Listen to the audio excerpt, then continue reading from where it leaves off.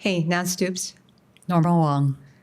did you know that women outlive men when the circumstances are the most dire? Have you heard that? I think I've read it somewhere Okay. So, by you. well, I was actually quoting from a book that recently came out. And that book was written about the science that has been discovered, that there's actually something to be said about women. And the title of this book is called The Stronger Sex, Okay. which is provocative. Yes. Right? The author's name is Starre Vartan, and I hope that I pronounced their name correctly. Okay. And this is the proposition that the author gives, and that is that the physiology of women, so this isn't about muscular structure, for example. There's a lot of evidence about the muscles within a body that is more male gendered, right, are essentially different, and then therefore offer like more strength than it would be for women. But Starre Vartan is talking about other qualities. Okay? And a quality that Starre Vartan is talking about is that literally that the number of genes in a woman outstrip the number of genes in a male in terms of physiology at birth. Okay?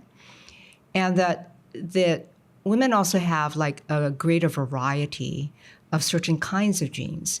And the greater variety they have is of immune genes, the genes that allow for immunity to exist and for it to renew itself in the physiology, which is also, it has a dark side too, okay? And the dark side is that you have more immune disorders, autoimmune disorders in women. So that's a dark side of this. Okay. But there's another aspect about why this author and science believe that women have more staying power physiologically when we're under duress and stress, okay? And that is because our small intestines are longer. Okay, aren't you going to ask me, like, what does small intestines have to do with it? Okay.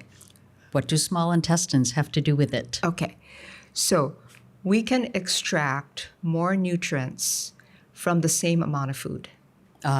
Okay, because it has to make its way through, right, all the way through. And it's in the small intestines that happens rather than the big intestines. Okay? All right, so I could say something about small matters, but we'll put that aside. That small intestines allow more nutrients. Okay? And so therefore, if you're in a drought situation or there isn't enough food or anything of that sort, okay, that the female physiology can actually pull more nutrients out of the same amount of food, okay? So thus we can say, you ready? I'm ready. Women have more guts. Okay. You got that? I got it. Okay, all right, okay. And more guts is what humankind is going to need as we move into this next period of time. Okay. Okay? Okay. So I managed to build a whole thing around science just for you, Nan Stoops. I appreciate it. And I'm going to say some of it is new to me. So I do appreciate that.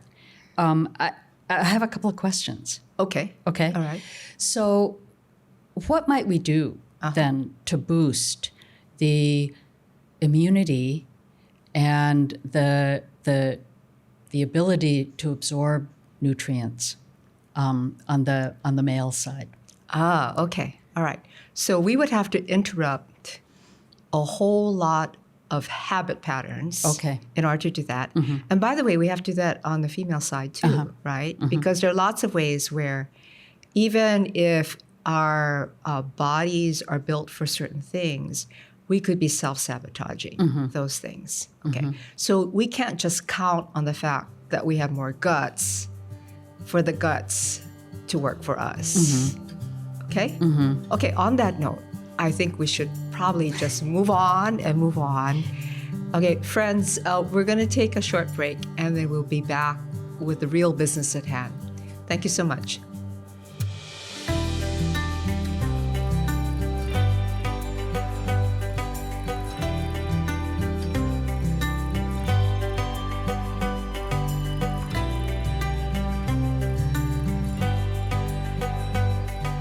Welcome to the Horizon Story podcast. Thank you for being a good audience to us, and we hope that we're making your time worthwhile. Of course, what it is that you will be demonstrating is that irrespective of however it is that you were born, you're the people that have a lot of guts. Okay? So, guts, right? There's the literal guts, and then there's the part about having the grit to do what it is that we need to do. And what is it that we would need to do is this thing that is a difficult thing to do, which is to interrupt our habits. But you and I have been in conversation about habits for a long time. I know it's one of your favorite subjects. It is one of my favorites. Yeah. So how do you understand what habits are, and why is it one of your favorite subjects? I think for me, the learning about habits was really life-changing in a way, because I had to remove myself from my comfort zone, which was actually a series of very patterned, kind of successful things, that I was doing. And you actually said to me at one point, Nan, you got to up your game. And it kind of took my breath away, because I thought I was doing pretty well. And you were right. And so I had settled into what I would say was a very kind of series of habits from the time I woke up in the morning until the time I went to bed. And it yielded a lot of benefits for me. And so there would be no reason to change them, aside from someone saying, you got to up your game. And so I think the way that I understand habits are just the routine way that we keep doing things without thinking really about what those things are. And they are reinforced by external supports, affirmation, that make it really easy to just continue. So there can be bad habits that we deem as being bad. There could be good habits, right? But it's the patterning that is so kind of pernicious. Okay, all right. So the thing about habits for me, with the repetitive, unconscious nature of what habits are, right? With big and small, is like you have to want to do something about it, or it'll be the safest place that you can be. Right? As you said, right? You could actually have a lot of success by just doing the same thing over and over again, and be rewarded for it. Right? Yeah. Both internally as well as externally, from funders and from the community and all of that, right? And so there's that part where you have to have a reason to interrupt it. And then interrupting is never easy. So you actually have to have the guts, to interrupt, and that interruption would allow you to evolve. Right. So we're saying guts, but we're really talking about is like the grit that's within courage. Right. And, as you know, for me, like courage is not a static thing. So it's not what you do if you have no fear at all. It's actually the presence of fear that allows you to have courage. And therefore, it's a gutsy thing. Okay. Yeah. I'm just going to keep playing that out. Okay. All right. All right. All right. So Like interrupting. What do you think are some of the more, the habits that are the most well-worn habits that actually keep us from moving forward? Well, I mean, if I could turn that back to you, I was gonna ask you actually about if othering is a habit, because I think that is one of, as you were saying in the prior episode, that is one of the biggest challenges of this time. And so there's a way in which we could say othering is intentional, but sometimes I think it's also a habit. And so how is that true? And then if it is, how do we know when something is moving right from the intention into the habit? Okay. So yes, I would say that there's both a reactionary, reflexive nature to othering, in which case it is clearly in a habit pattern. And then there's a part of where you utilize people's tendency towards othering and you build it into a strategy. Okay? All right. So a lot of what, I would call immigration mania is a strategy that is built on people's reflexive habit, right, to blame other people for, in particular, their economic woes, okay, and their sense of cultural intactness not being, watered down by anyone else, okay, and you could build basically a strategy around that habit tendency in terms of how people think about things. So it could be both and when they work together, it's really a deadly mix, really a deadly mix. There's something about, like when you say the word reflexive, and like a reflex is, it's actually, there's something about it that's uncontrolled, right? It's like an impulsive, you cannot control it. So how does that connect to this notion of a habit? Because if we can't control it, or can we? We can if we have a conscious discipline around it. Okay. And that's the thing, right? So when you say, for example, oh, somebody reacted in that way because they cannot help themselves, right? And when they cannot help themselves, what they're doing is they're lashing out, and they lash out with the belief that they can get away with it. So there's also a part where power and control can feed into the indulgence. And when you move into that particular realm, indulgence, it means that, no, you can actually do something about it. Okay. You cannot help yourself, but yes, you can do something about it. Okay. So it's like I have some habit pattern. Do you have some habits? Do I know your habits? Yeah, okay. I don't want to out you on those. No, that's okay. Go ahead. I have habits. Yeah. You have habits. Okay, yeah. Yeah. Yeah. I think the name I think the habits. wonky The wonky? the wonky thing is a habit. Okay. That you go immediately into that kind of strategy fix, right, from the policy lens. I don't know. I'm curious. I think it's a habit, but you tell me. Do you have a guess as to how I interrupt it?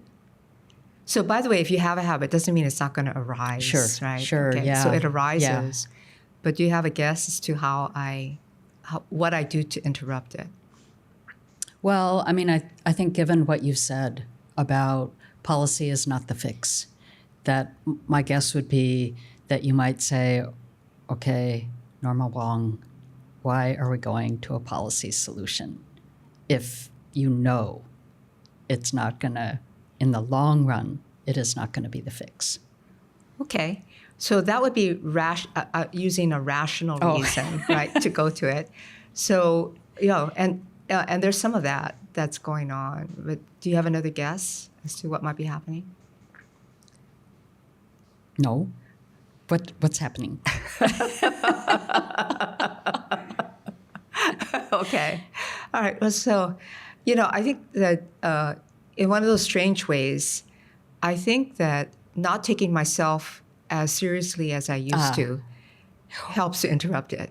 You have gotten funnier. Well, thank you so much. Thank you, Nan. It is a compliment. Thank you. Mm-hmm. Right. And I wasn't always funny, but that's going to be a story for another episode. Another podcast. Oh, it might be an entirely different podcast, but certainly for another episode in terms of we're going to get there. Yeah. But I think self-humor, right, yes, is part of not taking myself so seriously. And if I don't take myself so seriously, it interrupts my usual thinking patterns, my usual thought patterns. It makes me step back, get a bigger view, don't be too attached to whatever it is that's going on. Okay. And that helps to interrupt. Yeah. How do you balance, right? Because I think I also am someone, I try not to take myself too seriously. And I know that we're in serious times where serious things are happening seriously to people. And so it's like we don't want to be glib about, just don't take yourself so seriously. So how do we balance both of those things? So you could be serious and I am a strangely serious person. Or seriously strange Seriously strange person too, right? Okay, both can work. But in the seriously strangely serious situation, okay, it's whether or not, when I say don't take myself so seriously, it's like the situation can be very serious. I could be very serious. But I could understand that whatever it is I'm thinking or that I'm doing or I'm believing is not the only thing, that it isn't the only right thing, right? That whatever it is that I am about is the center of attention. And that's part of not taking yourself too seriously. So a Native Hawaiian, one of the values we essentially have, cultural values, has to do with ha'aha'a, which is humility, which we say to wear it with ha'aheo, and ha'aheo to wear with ha'aha'a. In other words, wear pride with humility. And in your humility, understand that at its basic foundation, it's because you are proud of who it is you are, but you know that you are not the only one. Okay, so part of it is if you not taking yourself so seriously is about not thinking that you are the center of everything, right? Yeah. I also think, just one thing I've noticed over the years of knowing you is that in some ways the more serious the human condition has become and the more serious, the more seriously concerned you are about it. There are also been moments of incredible lightness, and joy and play and laughter. And I think physiologically, that is such an important way to break the habits, of seriousness and the offshoots of that seriousness that actually can be so unhealthy for all of us. So it's been a great ride. Yeah, we'll either live hope and live thriving and live possibility, right? Yeah. Okay. Or we're kind of full of it. Yeah. So the situation could be really dire. Yeah. Either love and hope overcomes everything else, or we're in the vat of kimchi again. we're just there, right? Yeah. So it's like living our entire life with possibility does not mean that we ignore the situation that we're in. So that's another thing we're interrupting. We're interrupting that as being opposites of each other, right? And we're interrupting the notion that in one state of beingness, we cannot see, right, the harm that is going on. And in the middle of the harm, we cannot see the possibility. That's the only way we're going to get out of it, if we see the possibility. So you have to live the possibility, right? There's no way around that. You want to take a break? Let's. Okay, let's do that. All right. We'll be right back.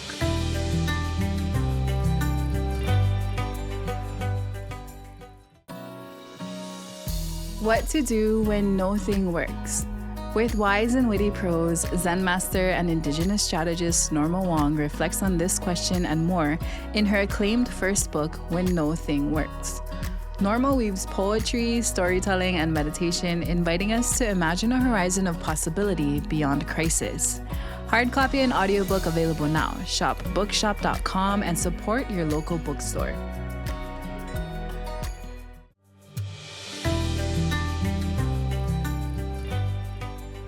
Friends, we're back from break. And, Nan and I, during the break, we were talking about what you're going to use all this guts for, right? And I suggested that the most important thing right now is whether or not we choose to evolve. And that choice is so consequential that it's going to require guts. Evolve is a big word. So would you say more about what you mean by that? Okay, well, let me give you the definition that I use in the book first. Okay. And then I'd like your take on evolution as a person of science. Okay? All right, so this definition is from Oxford Online. And it says, the process by which different kinds of living organisms are thought to have developed and diversified. So developed and diversified from earlier forms during the history of the Earth, and the gradual development of something, especially from a simple to a more complex form. Okay? Okay. So both of those aspects have meaning for me in the context that we're talking about. Yeah. But before I go there, I'm interested in your take as a person of science. Okay. I think when I think of evolution, I think of actually the external conditions that would drive a species of anything, plant, animal, marine, any form of life, to be different so that it could continue to live in those new conditions. And so the thing is, for me, is that it only catches the creature, let's say, up to the point in time of that set of conditions. So it might be a small change, and it doesn't allow for what might come next. And so there might be ways in which evolution does not serve us. We think it does because it keeps us alive, but it only responds to a particular point in time and the conditions that exist at that time. So what that raises for me, right, when you think about that, is the question of whether all of the external conditions that are happening right now, okay, the ones that we're creating on a human basis, creating by our own creations, like technology, right, artificial intelligence, creating by our own ways in which we've decided to be in a war or not in a war, to stop people from migrating, all of those many, many decisions. And then economic conditions, and then weather conditions, conditions of the climate. We have this cascading polycrisis right now. So what's your take? do those conditions actually then naturally take us as humans towards evolution?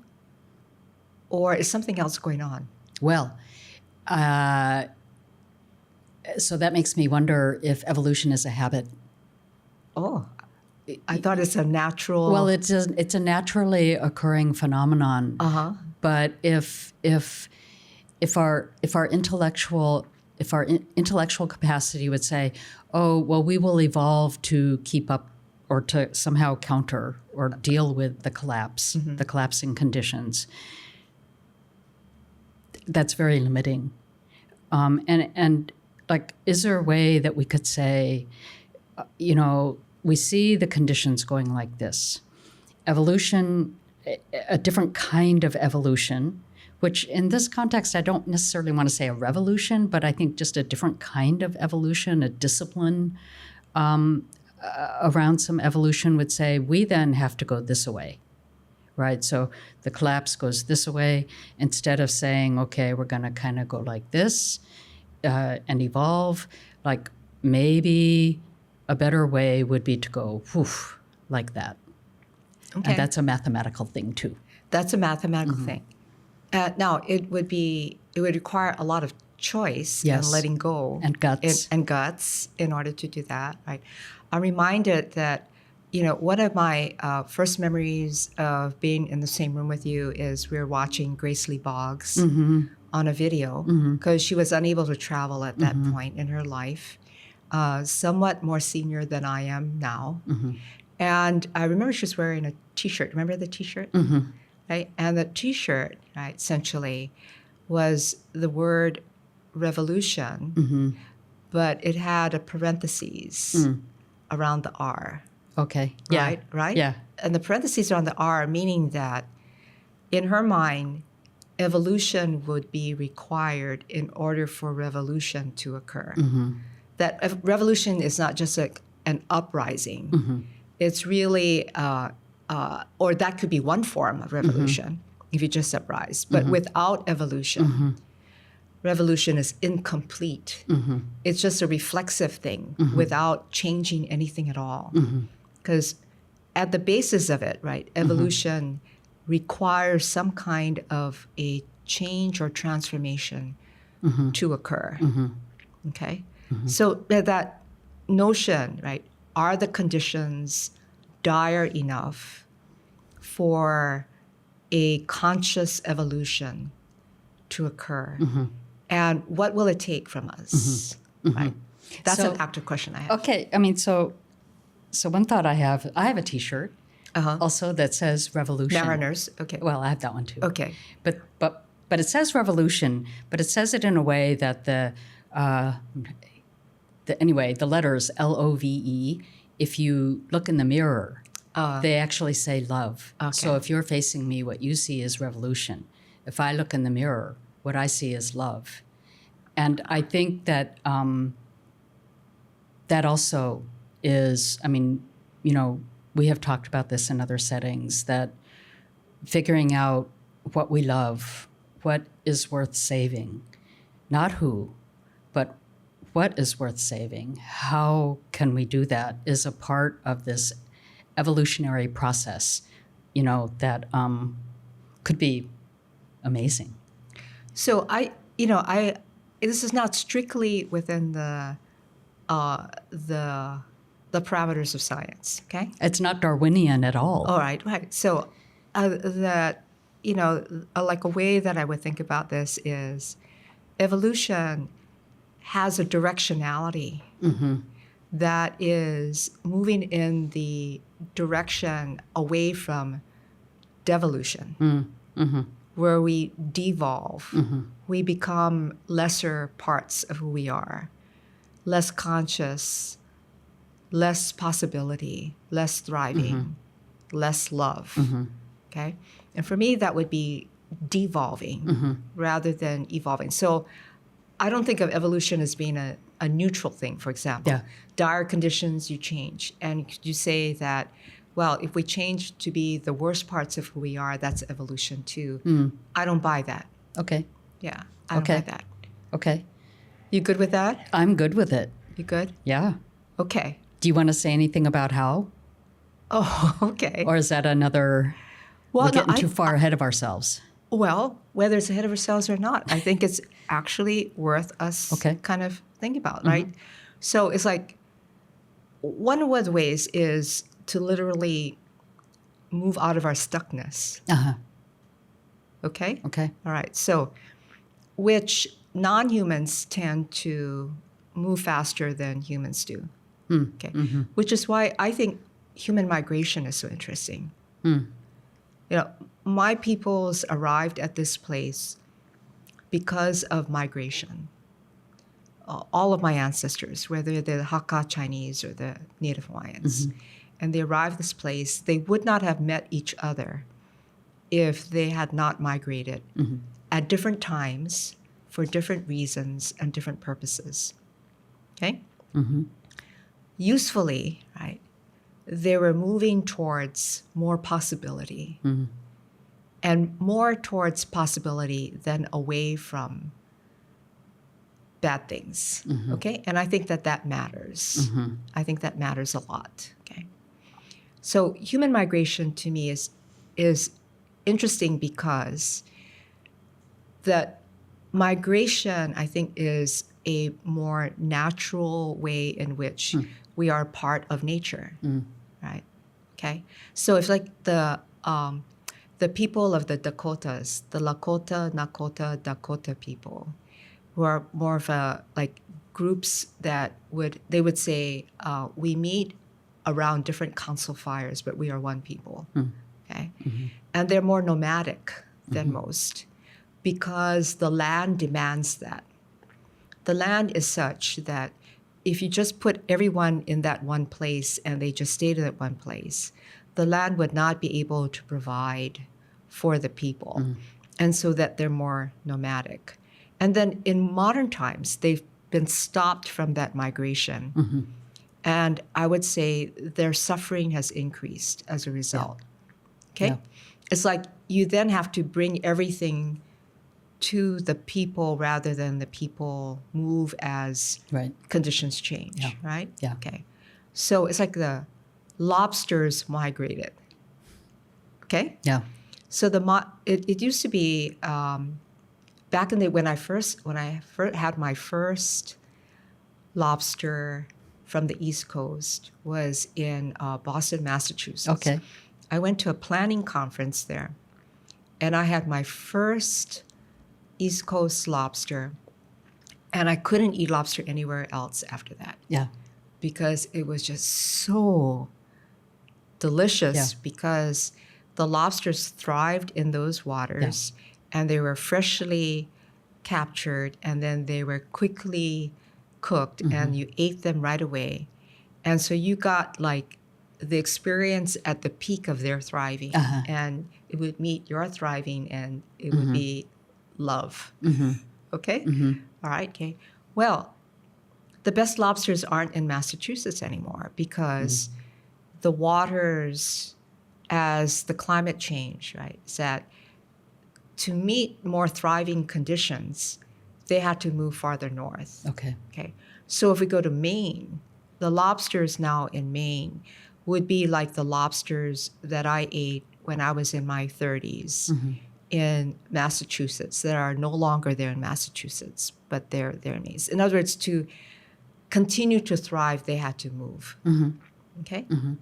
Mangroves move. Did you know that? I mean, like, it's kind of interesting to think about mangroves moving. Okay, all right? Like how does that happen? But you say, like, the ring of where mangroves grow on the in relationship to the equator has shifted northward. Okay? As a result of climate shifts, okay? Climate change. And they essentially have migrated into more thriving ground. So what does that mean, for people geographically, right? Which is why human migration means something, I think. But that story is still unfolding. It's yet to find its level of stability, okay? And perhaps it can't find its level of stability because there's so much going on in the world that we can't figure that one out. Okay. But what I do know is that we have a tendency to try to extract all things from one place, and that when we have stopped extracting, we move on to another place to extract. Yeah.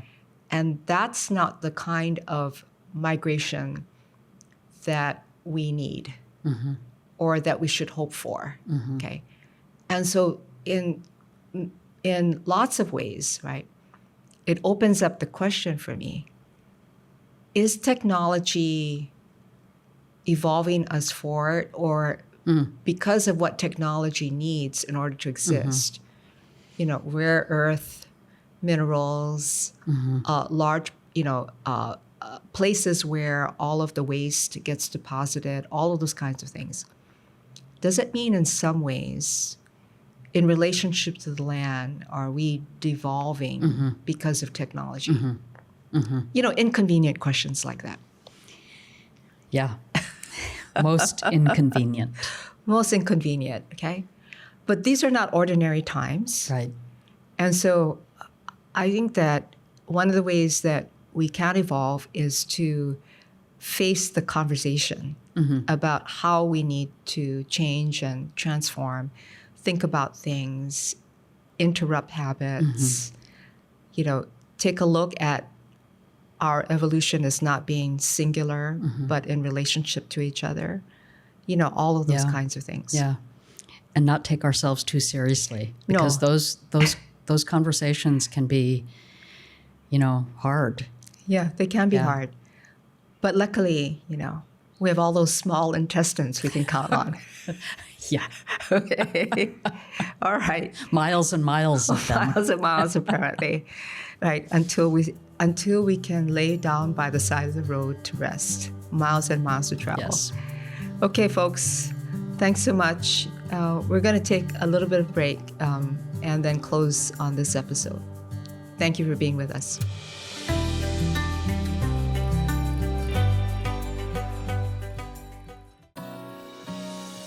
What to do when no thing works.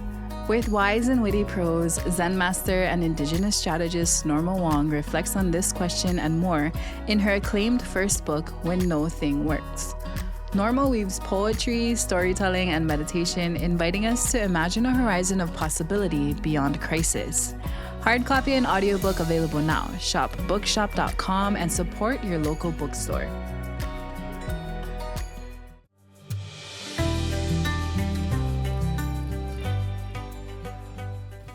Welcome back. During the break, Nan asked me a provocative question, and I haven't had a chance to respond to it. So you get to hear at the same time Nan does. So, I was thinking about moving towards the close, and if we focus on habits, that can take us kind of in a downward direction. So I really want to focus on evolution and maybe have you talk to us about, where does evolution begin? Okay. So, we can go with the definition about evolution being about the conditions. I think the conditions should prompt something within us as humans, and that it prompts something. So it's part of the mix, but it isn't actually where the evolution begins. Evolution begins with us. Okay. And that requires a conscious response. And so the question then becomes, how do we respond to all of these conditions? And instead of retreating into our habit patterns, how do we fruitfully evolve? Okay? And I think that there's like a lot of ground, but it doesn't have to be as complicated as we're making it out to be. It's about taking steps, right? And do you mind if I read something? So this is a thing that I wrote a while ago when a group of young people were asking me for some tips. And I remember at that time when they asked me that question about how I hopefully I didn't show it, because at that point I didn't have as much of a sense of humor as I did. But I felt a little huffy, like, tips. You want tips? And then I recovered from that. It took a bit. I recovered from that, and I formulated like this set of tips. Okay? And since then, I've added to it. So I'll read you the whole thing as it is. Okay. So with the theme, who we are becoming, right? What would we need to do in order to evolve? Okay. Here are the tips. Okay. To be is not a question. Take pride in our work without pride standing in the way. Have determination without stubbornness. Know that your point of view is only your point of view. Look no farther than the mirror to see obstacles in life. Strength without flexibility moves only that which is less strong than you. The resonance of voice is more powerful than words. Change the world by changing you. The universe knows best. And give yourself for the welfare of all beings, one by one, by one, by one, by one. The universe is waiting. It's waiting for us. Dissonance aches for harmony, and harmony is not a singular note. A single step prepares us for a leap. Tell the story of the world we will work for to become true. And be a good ancestor for descendants yet to come. Those are my tips. Good tips for the young and the not so young. As a not so young. Yes. As a not so young, may I live into this. May we all. Thank you so much. We'll see you soon.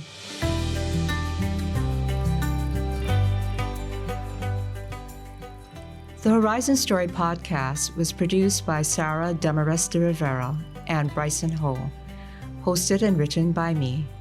Executive producer, Naalehu Anthony. Associate producer, Scott Nine. Featuring Nan Stoops. For Collective Acceleration, Kelly Miller. For OEV TV, Ken Sato, Wesley Kealoha, Courtney Leong, Jeff Lee, and Ivy Lagadlagad. For Pa'akai Communications, Jamila Silver, Diana Han, Pearl Tele, and Christine Matsuda. Hair and makeup by Chris Jose. Mahalo to the place of my birth, ancestors, teachers, collaborators, and friends, Rosie Abraham for the support, and Taj James for the encouragement. The Horizon Story is brought to you by OEV TV. Copyright held by Collective Acceleration. Follow us on social at The Horizon Story. Questions to hello@thehorizonstory.com. Visit us where you find your favorite podcasts or at thehorizonstory.com.